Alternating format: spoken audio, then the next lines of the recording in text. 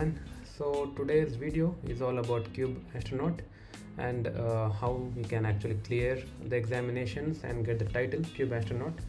So a little background, I'm a software developer with close to 5 years of experience, and Kubernetes I only have some 3 to 4 months of experience, and that was enough for me to get this title. So if you follow along and watch this video, you will also easily have the right resources to clear the examinations and get the title. So let's get into it. So the first item of today's agenda is this: what is Kubestronaut and why we need it. So if you visit this particular website, so this is the official Kubestronaut website, and this program, Kubestronaut program, was added last year or 1.5 years ago, and you can go through the information that is present here. But to give you a brief, it's about individuals who have successfully passed every CNCF Kubernetes certifications will receive the title of Kubestronaut, as well as certain benefits. You can go through the benefits list, and also if you scroll down, you will find this nice representation of different professionals and where they are located. And also if you scroll further down, you will find this filter, and if you filter by your country, let's say India, you will be provided with the professionals of belonging to that particular country. For example, this is me, Achyutha, and when you clear the examinations and get the title, 2 to 3 days later you will receive a mail from CNCF asking for certain details, such as your location and where you work, and your LinkedIn and GitHub links. You can provide these details, and they will add your card with the details, and on clicking these buttons, you will be redirected to your page. The user will be directed to appropriate page. For example, this is my LinkedIn profile. So let's go back to the website and go through the benefits. So first benefit is you will receive a jacket, Kubestronaut jacket, which is really nice, and the one that I'm wearing right now is that same jacket. So I received it last month. So I received the title 8 months ago, but it took some time for them to courier this, since I live in India. That's all right. I finally received this, and it is here when I'm recording this video. So that is what matters. And other benefit is you will receive this CKAD badge, which you will receive for any other examination. Along with that, you will be added to Kubestronaut Slack channel. Here you can connect with other Kubestronauts, the professionals who have cleared the examinations, and discuss different things about Kubernetes and other DevOps related items. And then the fourth one is this coupons for 50% off for 5 certifications each year. You can share this with others if you want, who are really looking forward to give the examination. And 20% off 3 CNCF events. And KubeCon is one event that happens every year, maybe twice a year, and you can attend these events, and here latest advancements of Kubernetes is discussed, and how Kubernetes is being used in different organizations is also discussed by different industry leading speakers. And also when you are visiting, if you are visiting, you can mail CNCF and ask them to send your jacket if you have not received it yet, so that you can collect it there in the event itself. So that is one thing. So let's go back to our agenda, and the second part is this: where to get coupons. So the first time that you are writing the examination, you will find that the exams are a little costly, and coupons would be nice, right? Like 10%, 30% offer, and so on.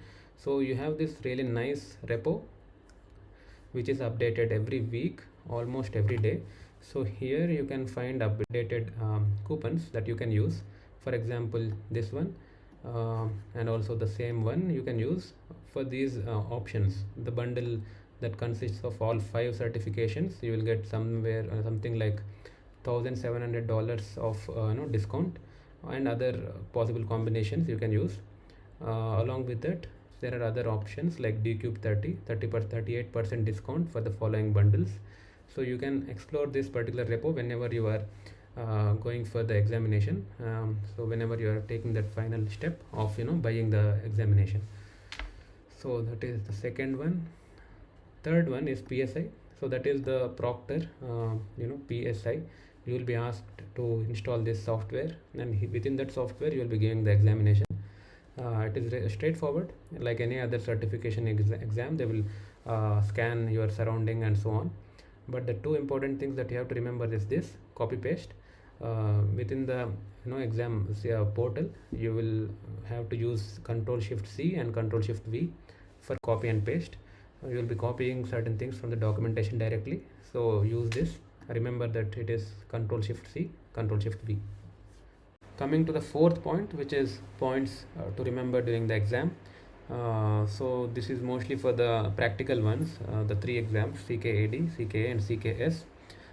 So remember to always use the CLI commands instead of creating the entire YAML file.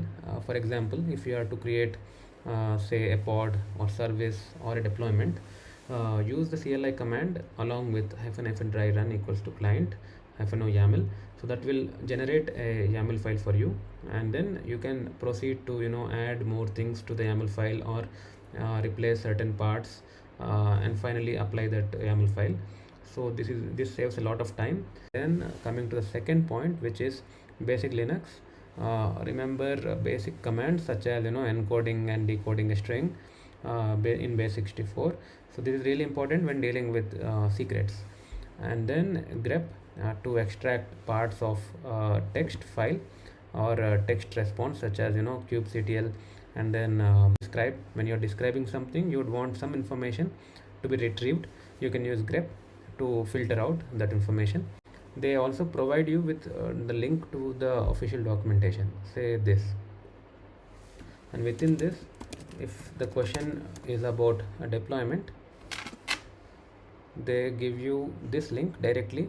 You don't even have to search for deployments. They provide the actual link to deployments, and then within this you don't have to browse through the content. All you have to do is search for this kind deployment, and then you can look at the YAML file, copy this as it is, and replace certain parts. Like for example, maybe they are asking for 5 replicas, and also remember to change the name, obviously. The name, and then labels and namespace and so on. Keep that in mind. So you can directly search for this occurrence and copy this and place this in your YAML file. So that's it. And one more thing to remember is, in the examination, for each question you have to go to a particular node. I mean, you have to execute commands in certain nodes. So they will provide you that. All you have to do is paste that command, and then start executing your kubectl commands or YAML files in that node. Yeah, don't skip this. Always remember to check the instructions first. Okay, then the fifth one, the most important part, which is the actual preparation. So for CKAD, the practical exam, which is the easiest of them all, so I suggest going through this course first, the Udemy course. So this is a really good one. It's like 30% theory and 70% practical. So you will be given scenarios wherein you have to execute commands, CLI commands, as well as write YAML files, manifest files to create services, pods, and so on. So this is a really good one. So go through this first, and when you are ready, you can go through this repo as well, an additional resource. This has different sections and section wise questions and solutions. For example, if you take pod design, so this has different questions. For example, check the annotations for pod engines 1. So you can do that using these commands. We'll provide the link to this repo. And then for CKAD and as well as CKA, they will also ask Docker related questions, basic ones, like for example Docker build. So remember to brush up your Docker skills as well.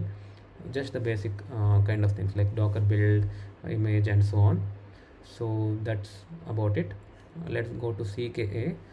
So CKA is comparatively tough compared to CKAD. CKA, they will ask questions such as scaling a deployment. So first create a deployment and then scale it to so and so replicas and so on. I'll provide you examples. and then and also something like find pod with the highest CPU utilization and so on. But the most difficult part that I found in the exam is this cluster maintenance. So here they will ask questions such as, upgrade a node to the latest one, same as, the control plane node, drain a node, and also add a new node to an existing cluster, use system cutl and journal cutl to check kubelet status and logs and so on. So these are the like difficult topics, but once again, if you go through the Udemy link, Udemy course for CKA, that will be enough. I'll provide the link in the description. And then basic ones such as service account, network policies, ingress, and so on. So like I said in the previous part, they will also provide you with link to the documentation. You can quickly navigate to the documentation page and check for appropriate YAML files. You can copy the content as it is, and you can just modify whatever you need. So that will quickly create the CKAD's resource. So that's it. Coming to CKS is the toughest of them all, practical ones. So I suggest going through this particular course, CKS course in Code Cloud. The other two you will find in Udemy, but this particular course you will only find in Code Cloud as of this recording. So enroll and then go through the course. But to give you a high level, like what kind of questions they ask, something like cube bench issues. So for example, cube bench is something related to CIS benchmark. You can check the PDF. So if you go to this particular page, I'll provide you with the link. You can download latest CIS benchmark. Now you can fill this form and download. So this is the file. For example, if you take etcd and go to this, so this is the kind of what is happening and what is the solution, what is the remediation. Just follow whatever is provided here. So that is cube bench. You have to run cube bench, and that will give you all of the vulnerabilities kind of along with remediation. So follow whatever is provided in the remediation to fix it. So that is cube bench. And then Falco. So this is a security tool designed to monitor and detect abnormal behavior in containerized environments. First you have to install Falco, and then you can actually create alerts. So for example, if in this example, if you see detect shell inside a container, so if a shell is detected, it will actually send an alert, and the condition is this. If you see container.id is not equals to host and process.name equals to bash, in that case it will actually send a warning, send an alert. And main config file is present here, remember, etc falco.yaml, and they will actually ask you to kind of capture all of the alerts in a file. You can do that in this particular config file. Go to this and set the JSON output flag to true, and provide the path to the file that you want your alerts to be recorded in. So doing that, so whenever alert is actually sent, it will be stored in the file that you specify. So remember this kind of scenario. And then they will also ask for image policy webhook. Go through this. One other thing is try image scan. So you have to scan for vulnerabilities in an image. You can use this command try image and then image name, or something like they will also ask for tar. You have to scan a tar file. So first save it as a tar file using this command, and run try image -- input and the tar file. So that will give you all the vulnerabilities. And then app armor. So it's once again a Linux kernel security module that allows the system administration to restrict program capabilities with per program profiles. So here you will be creating profiles, and whether you want to enforce that profile or complain when profile rules are violated. So this also you have to go through app armor, and then creating runtime class and using it in a pod. So these are all different things I'll provide in the description. One other thing is audit logs to monitor access. For example, audit logs is you can edit it in this location, etc kubernetes manifests kube api server.yaml, and then you have to provide the file, policy file. So these flags you have to properly understand what each flag does, so that when a task is given to you in the exam, you can modify appropriate thing. And one important resource is this. This is a really good one, and it has all of the topics, and within the topic you have question and answer. So if you see, it also has important things like, for example, what TLS is in Kubernetes, um, and KCNA, KCSA. You can go through these two courses once again from Code Cloud, KCNA and KCSA, and that should be enough. These are all theoretical kind of exams. So all you need to know is the basics of Kubernetes. Once you know that, you can enroll and give that exam. But remember to go through the concepts. One other resource that I wanted to give is Killer.sh. So here you can practice CKA, CKS, and CKAD exams. These are all tougher than the actual exam. So if you are able to achieve good score in this, then definitely you will pass CKA and CKAD, CKS, these examinations. It provides you with actual exam like environment. So you can explore Killer.sh. Once again, I'll provide all of the links in the description. Thank you so much, and if I missed something, you can comment and ask me. I'll reply immediately. Thank you so much, and all the best.